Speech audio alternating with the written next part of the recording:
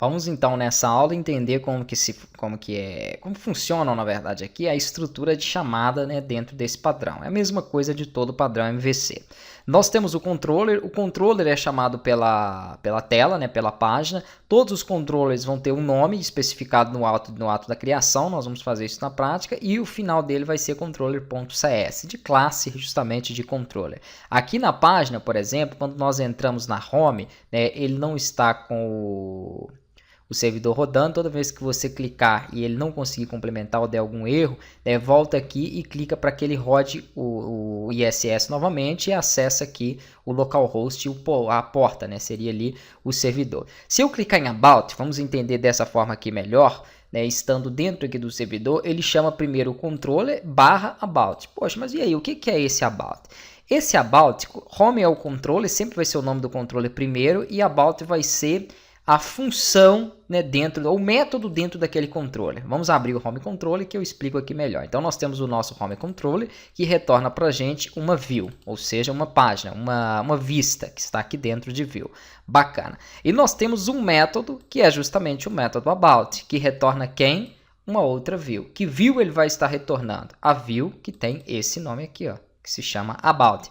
Essa view aqui vai estar retornando qual view? A que se chama index. E se você analisar aqui dentro, nós temos isso. Eu tenho uma view que se chama index, eu tenho uma view que se chama about e eu tenho uma view que se chama contact. E justamente, então, é essa estrutura do MVC. Ele vai devolver cada uma dessas páginas para o meu controller home de acordo com a função que foi chamada. Então aqui não se passam, na verdade, de nomenclaturas, né? Eu posso até ter outros controllers. Nesse projeto que eu acabei criando, eu não mostrei uma configuração para vocês, até percebam aqui, ó, que ele só tem essas 3 páginas e um único controller. Tem uma forma de você gerar um projeto um pouco mais incorporado, e eu vou fazer essa geração aqui até mesmo para poder explicar e já detalhar isso logo no início, né? Então a mesma coisa, aplicativo, web, ASP.NET Core, eu vou colocar aqui introdução, login. Só vou colocar o nome login na frente.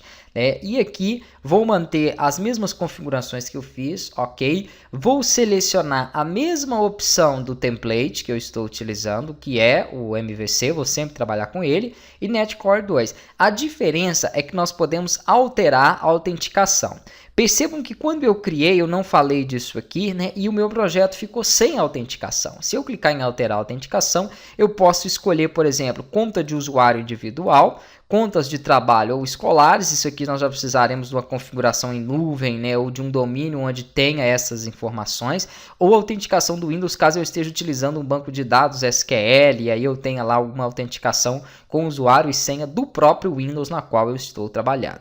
Se tratando de Core, talvez eu nem esteja em uma plataforma Windows, porque ele é distribuído também para outras plataformas, e como eu já falei, é uma das vantagens dele. Então o que eu vou utilizar aqui são contas de usuário individual. Isso aqui são alguma informação que esteja guardada em um banco de dados. Qual tipo de banco de dados? Não importa, na verdade, o tipo de banco de dados. Pode ser um banco Access, um banco SQL, um banco MySQL, qualquer banco de dados que comunique aí, né, com o ASP.NET. Eu tenho uma preferência em utilizar o banco SQL. Então, depois eu vou mostrar o passo a passo e como trabalhar com esse banco aí. Mas vamos lá. Aqui armazenar conta de usuários direto no aplicativo, ou conectar, né, em nuvem e fazer isso direto no aplicativo, ou seja, direto no meu sistema. Então, sempre que eu for criar um projeto que eu queira que já venha a estrutura de login pronta, eu vou utilizar essas duas informações aqui. Quando eu der OK, vocês vão ver que agora vai mudar um pouquinho. Então, esse nosso novo projeto, ele vai ter um pouco mais de controller,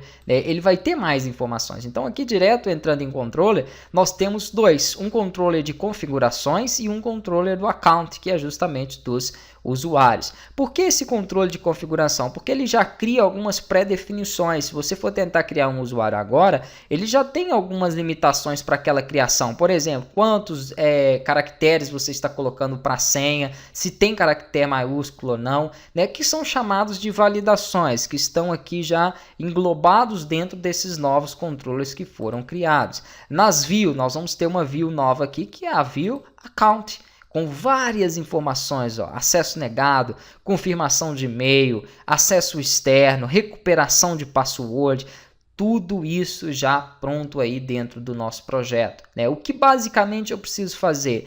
Abrir essas informações e mudar o texto, porque quando ele der um acesso negado, eu não quero que ele mostre isso em inglês. Então eu abro a view que já está pronta e faço a alteração. Vou rodar aqui, né, e vou deixar que na próxima aula ele carregue e vou mostrar para vocês o que isso vai mudar, né, realmente aqui na nossa aplicação rodada.